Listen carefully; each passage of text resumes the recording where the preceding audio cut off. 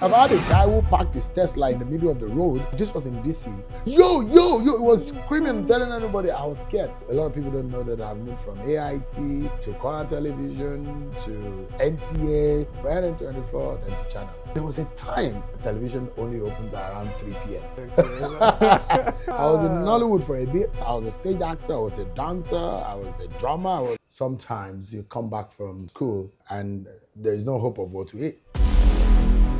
All right, good day, Mr. Seun, my brother. Thank you. Why that? So today we're finally interviewing Seun, and obviously he's not the one doing the interviews today. He's being interviewed. Yeah. So good to see you, man. Thank you for doing the interview as well. I appreciate it. So today you're obviously on Okinbaloye TV, and we want to know so much about you, how you started, All right. So I've started a lot of things. So it depends on which one. How did you start life? Well, life didn't come so easy. I mean, I come from a very humble background. I'm the first child of 4 children, and that responsibility is always there. I mean, the gap between myself and my younger brother is, my immediate younger brother is boys? like this. 3 boys, a girl. Okay. The last born is a girl, but she's a big girl. She's married and with a kid.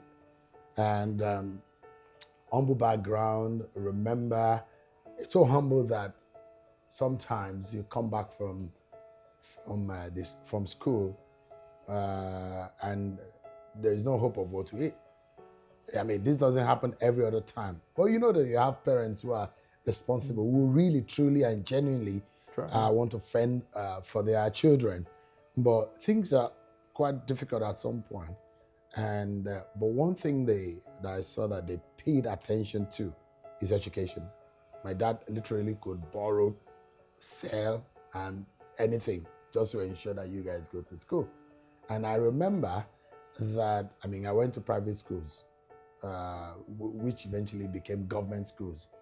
And my immediate younger brother, that was the one that a lot of people thought extremely brilliant guy. And I remember him sitting for entrance examination, and he came first in the state in police entrance exam, came first in the common entrance in the state, came first in gifted common entrance, came first. So it was a case of which school does he want to go. My father wanted him to go to an international school, which at that time was a poor man. Why do you want to go? But there was an insistence that he must go because he led the entrance examination, and and to tell you the kind of spirit and the desire my parents had. And this was my father, who had only primary 7 education, my mom primary 6 education, and these people just wanted their children. They believe so much in education. Yeah, the education was their thing. And I remember a lot of the times my father would, may he so rest in peace. My uncle also, may he so rest in peace. He was educated at tertiary education, and he was a director of Kwara State Environmental Protection Agency at the time, and he would give him my result to interpret for us at the time. I was equally very brilliant. Okay. I wanted to be in the sciences, yet I have my heart in the arts, in art-related fields. And he was one who would interpret and say, Seun, this chemistry, these social studies, this is what you need to do if you want to do this. And you had people around you who wanted to guide you, who wanted to help you. But I was this stubborn, restless, and very, that this guy is brilliant, but only if he calms down. Yeah. And that was a problem I had growing up. But one thing that was fundamental is also the fact that when God is guiding your path, there's some things that you will do. Unknowingly, you just walk into destiny and things will just happen to you. I remember how I got admission into the university. I'd had a higher cutoff mark. Was it journalism you studied, or what did you study? I studied theater arts, which has media in it. Okay. So in my 200 and 300 level, I had media courses in it. So I remember that I did my internship for my radio production course in 200 level. I did my television course in 300 level.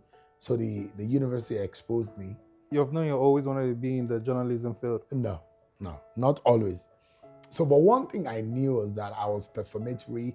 I was expressive. I remember when my dad took us to school, I read all of the signposts and the billboards. As we were driving to school, I would be reading all of the signposts. And some of the family members who were in the class, this your child talks too much, or he's reading every... Only if they knew that guy was going to be, So journalist. That trait was there, but nobody could easily figure it. So it was when I was in, when I did my internship, I started loving it. This was good. I did radio production, and I wanted to do more. And did television production in 300 level. I wanted to do more. So my love for expression was so much. In fact, as soon as I graduated, I had a troupe that time who would add performance.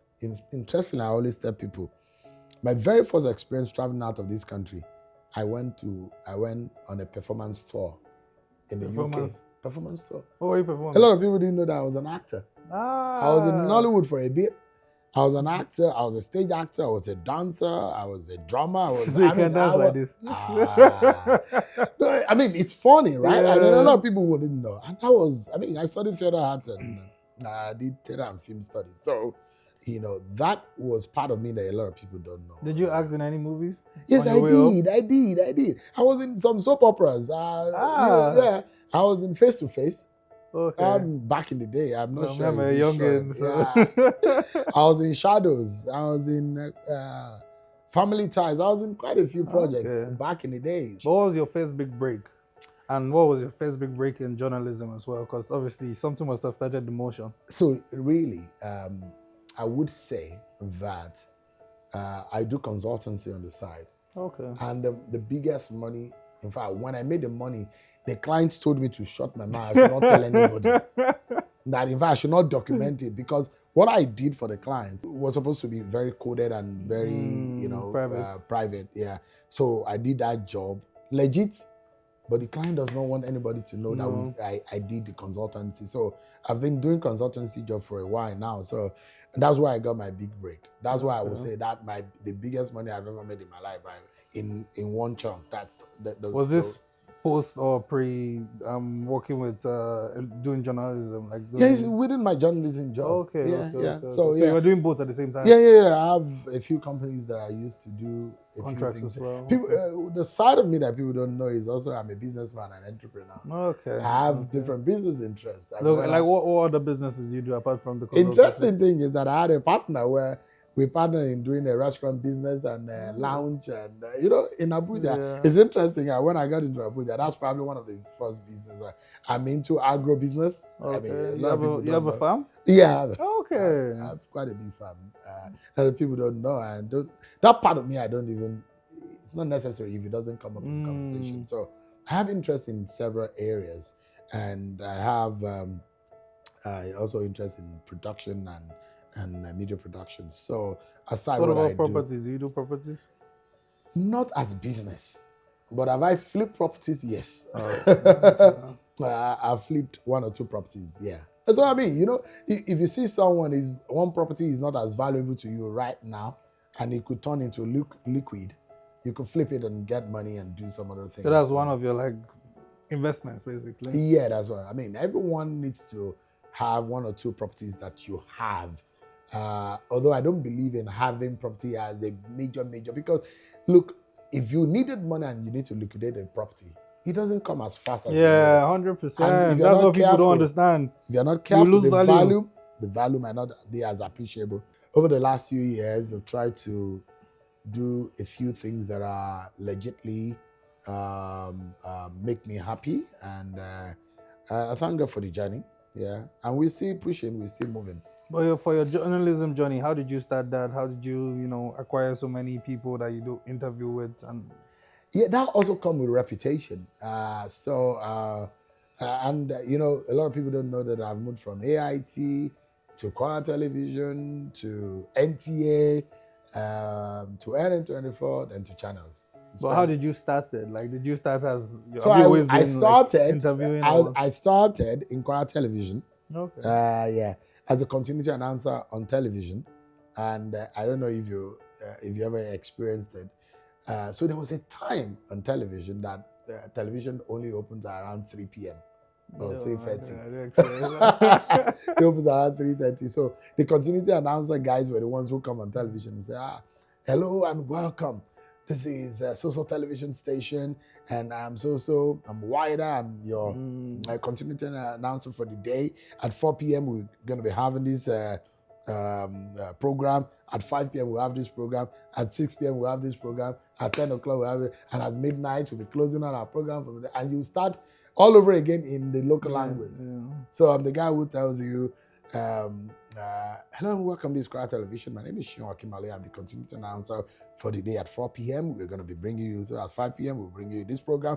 At 6 p.m. we'll bring you a program. And at 7 o'clock we'll bring you our news in brief. And at 7:30 we'll do this and do that. At 9 p.m. we'll join the Nigerian Television Authority network service. And at 10 p.m. we'll bring you our local program. That's also at midnight we'll do this and do that. This is a long time ago for you to have it from the top of your head like that. 20 years ago. And at the end of the day, you now start in local language. You just switch and say, Ekabo ẹ̀yin èèyàn wa ẹ sì kú. Ekabo sórí àwọn ètò tá a ní fọ́kàn ọjọ́ kan yín. Fún ìgbádùn yín lọ́jọ́ tòní, orúkọ mi ni Seun Okinbaloye. Èmi ni akéde àwọn ètò tá a ní fún. How many languages can you speak? I speak two. Okay, English I and speak, Yoruba. I hear also a bit. Okay. Yeah, but I speak Yoruba mainly. And so after the Kwara television, where did you go? I speak to Kwara television, a bit in NTA, and moved into... I went to the education sector for about 4 years, so I taught. Oh. Yeah. You were a teacher or a lecturer? I taught in the secondary school. Ah. Yeah, I did. And interestingly, I see some of my students. They're old now. They're over 30.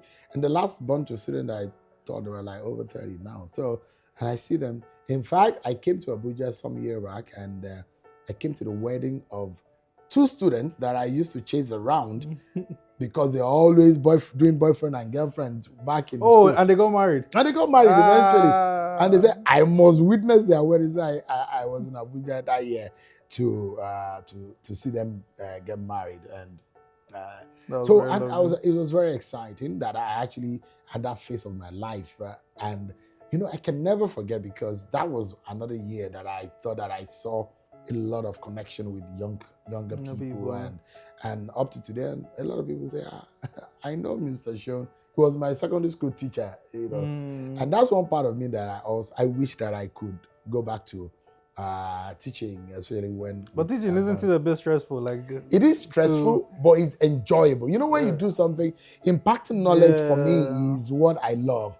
When I look at you and you ask me questions, I'm able to answer, I'm able to help you gain knowledge. 100%. There's nothing more fulfilling than that for me. So afterwards, I went a bit into NTA, then NN24. From NN24 to Channels TV. And so when you started with Channels, did you always start with the interview phase, or you started something else? I've been doing politics, I've been doing business, I've been doing sports, I've been doing international a bit, but it was in Channels that I actually started politics as a career. And so I started this program, and the program was Sundays, was weekly. I remember the green background of the program those years, and we tried to work around in making it look better. The branding that you see today has been tweaked a few times. So, and I started these interviews with politicians and all that. So what's the process of you getting guests on your show? I look first and foremost, what is the subject matter? So if, let's talk about, for example, if in Nigeria today, there is insecurity, and the insecurity is due to lack of intelligence. So I look around and say, okay, who is best to talk about this? Yeah. Do I go after the person? I'm not looking for the second, third person. I'm looking for so if they say Kogi State Governor, or government, or Kaduna State Government, or Kwara, I look for the governor. I'm not looking for the deputy. So I always try as much as possible to walk my way through getting the best of the best to the person who is in the best position to respond. And that's why my program today is somewhat the premium, of a major national conversations, and it's timely, and it gets like the policymakers and the newsmakers. So, what's the experience with all these people that you've interviewed? Have you ever had somebody like crash out, like, gotten angry and started acting out? Yes, part of it is the threat to my life. That's what threat to your life, threat to my family, okay. and my life, and I wouldn't want to put that in the public space. Threat to my family to a worse extent, where I received direct threats of my children and my family, and that got to me, and that on one part. The other part is the things that troubled my mom. My father is late, and my mom gets so sad when she hears commentaries. In politics, if you interview someone who is PDP today, they'll say, "Oh, it's because APC has sponsored him to." If you interview someone in APC that they don't like, they say PDP has sponsored him. ADC. So, and you see people come after you and say, "Oh, this, that, da, da, da, da," and you see they start sharing messages, terrible messages about you. And just imagine your mom seeing those. They're sending messages to your mom and it's deep like that. It's deep. It's that deep, and your family members will not like it. 100%. But I've warned my family members to please look away from this. Is my job. I know. Just leave me. I'm in it, and I there's a whole lot of dirt that comes with it, and I understand. So just please don't let anything affect you. Because the family name, anybody you walk in anywhere and they say, "Oh, is that your brother, or your cousin, or your uncle, or your this or that?" 100%. And those are the negatives. What about the positives of it? The few positives. When people say, "Oh, it's because you said that something happened," and I've done some quite a lot of community-oriented stories that have helped communities, liberate communities, help communities, develop communities. I've done stuff that has answered questions that people are asking, and people are like, "Thank God that you asked that question. Thank God you did. That interview was, I love it. You said this," and those give me joy. And I've had situations where I walk into places abroad. Literally, the place was in a standstill. Like in America, in Europe, and people like, "Don't you know him?" I've had a guy who parked his Tesla in the middle of the road. This was in DC, and the guy literally said, yo, he was screaming and telling everybody. I was scared. So, "Don't you know this guy is big in my country? This guy is a superstar." I'm like, "Yo, calm down." He said, "You don't know? I'm going to tell my wife." He called, and I've seen at airports, in Frankfurt, in Heathrow, I've seen people come at me and say, "Look, you don't know what you're doing for our country. You're doing amazing." And that sort of give me joy that you may get a lot of flack, a lot of negatives from people who, for no just reason, just hate you. And they exist a lot. But you see a lot of people who genuinely love what you're doing and say, "Okay." So what's the next step for you? I told someone that I'm going to do this till I die. Because, the thing for me is, a lot of people think I'm going to go into politics now. I actually would have thought that you're going, because you've accumulated so many knowledge from so many different people. So now you know and I've advised a lot of people. Yes, so now you know what is missing. Successfully advise people, help them to get into power in terms of literally looking at you and say, and help them. That's part of my consultancy job, to say, "Look, you have this ambition. Can you wait 4 more years? Let's help you build you to this." Do I look like I have a future in politics? You look it. You should run for office. Yeah, don't worry. You should run for office. You should run for office. So, and I think people like you should actually do. You have your sphere of influence wider. And whatever you say, there are a lot of people who will follow you, will support you, who will listen to you. And you have a very good reputation with people. And when you talk to people and people respect what you say, just imagine in the coming elections, you're telling people to go and you collect your PVC and say, "I've collected my PVC. Yeah, everybody. Come and vote for me. Come and vote for me." That kind of thing. Next thing is, for me, is to lead a new generation of broadcasters, of media 100%. People, to doing media that the rest of the world will respect us. When we open our mouth as Nigerians, they'll say, "Listen to them." 100%. And excellence is one thing also. So when people mention your name, the first thing they think about is excellence. 100%. You're a That's motivation to so many of us, me particularly. Yeah.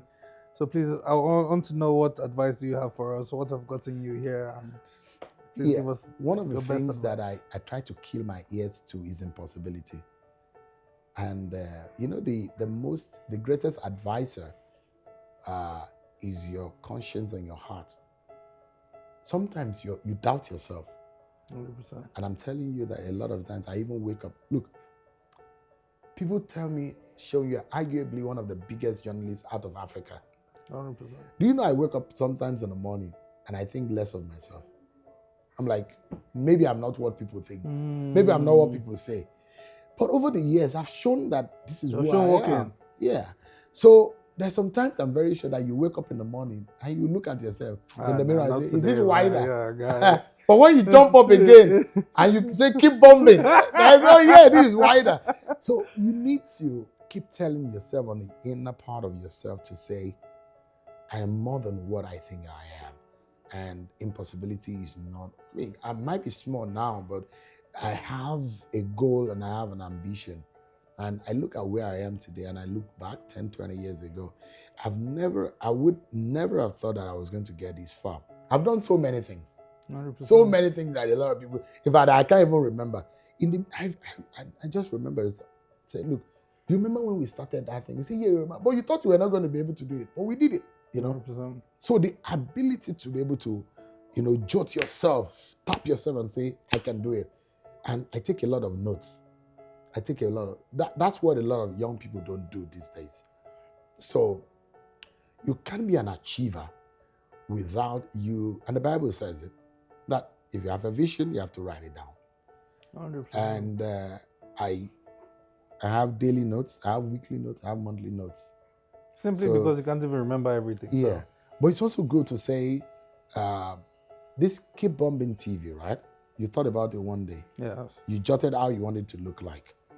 Why don't you design a 5-year plan, put it down, and go back to it 10 years later, and you see that, everything that I said I wanted to do, I'm doing it. So it's good because what it does for you, if you achieve everything you want to achieve today, imagine you'll be an achiever for the day, achiever for the week, achiever for the month. At the end of the year, you look at yourself, you're achieving all your objectives, all your goals.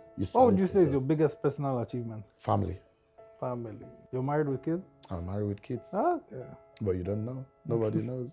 You can't find them on the internet. Yeah. And that's one of the things for me that is best. And outside of my own children and my family and my siblings and the immediate people, there are people I call family who are not even related to me. So when I say you're family, truly, I stick out for my family. I go all out for my family. And what do you think about the comparison between you and Rufai? Interestingly, I've known Rufai for a while.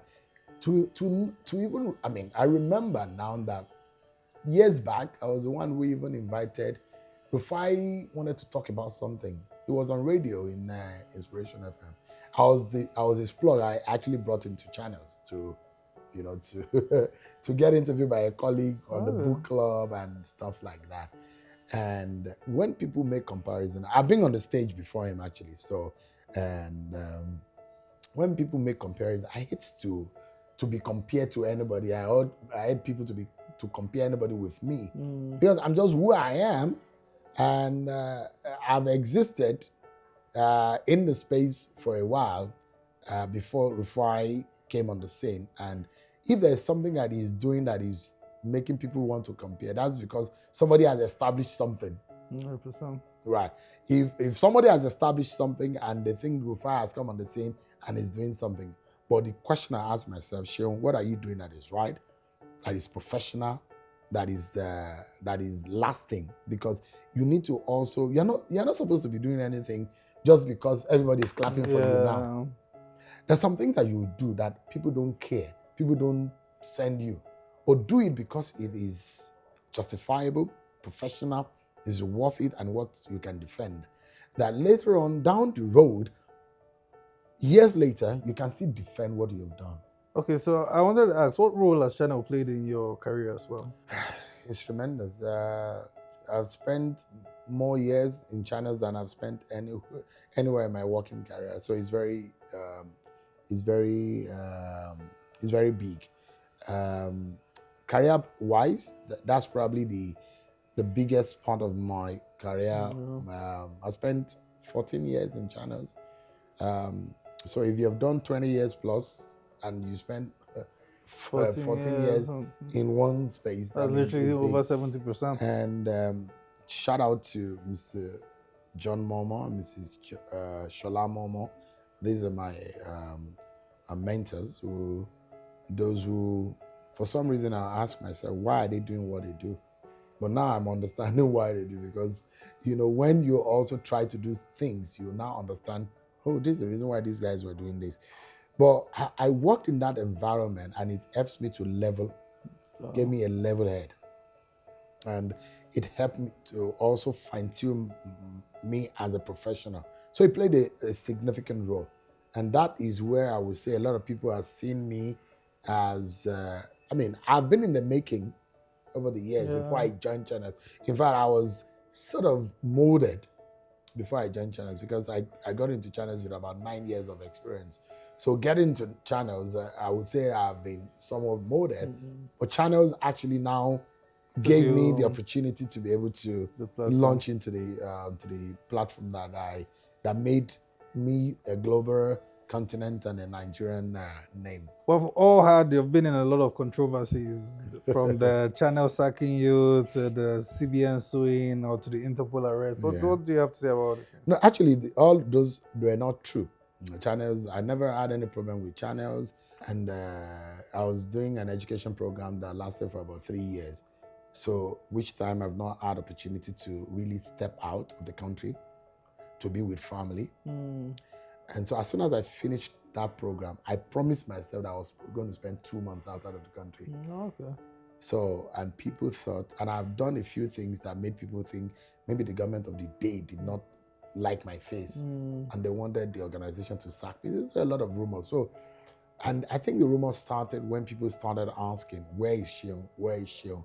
I usually gone for 2 weeks, but now 3 weeks, 4 weeks, 5 weeks, and people are, wow, they must have sacked this guy. He's never gone for this long. That's what the rumors started. But I never got sacked. And I'm not even the kind of person you will sack. You know the reason why? I'm the guy that will do the most for you as an employee. I'm the guy who will even ask for more. I'm the guy who will be the last if there's a task. So why would you sack such a person? 100%. And I'm synonymous to the organization. People literally see me and say channels. If I'm going to leave channels, it's going to be on a mutual basis. Not because channels is going to sack me, because I wouldn't do anything that would be detrimental to channels. I'm not that kind of person. I've had very smooth and very fantastic career over the years. No scandal, nothing. I don't even want to do anything that would make anybody sad. Now for the arrest and the suing? So the arrest is all these online frauds. So they use AI to clone me, and they say, oh, they've arrested him and he's gone for life. It's because he said so and so. And they've done it for quite a few people. I've petitioned the EFCC, petitioned the IG, petitioned all the security agencies to go after these guys, because what they are asking them to do is to come and invest. Because this is why they arrested him, because he said the secret to how money can be made. And that's why they arrested him. So so they use AI to doctor the picture, making it look like Interpol arrested me, CBN arrested me, and and they're using it every day. People have been fraudulently scammed, and people write me on my public platform to say, I gave so amount of money because your name was involved. And it's sad. And young people should not even let themselves be tricked by that. 100%. Mr. Seun, thank you so much for the interview. Wilder of life. I love you so much, my brother. I'm looking forward to doing a lot of business with you. No problem.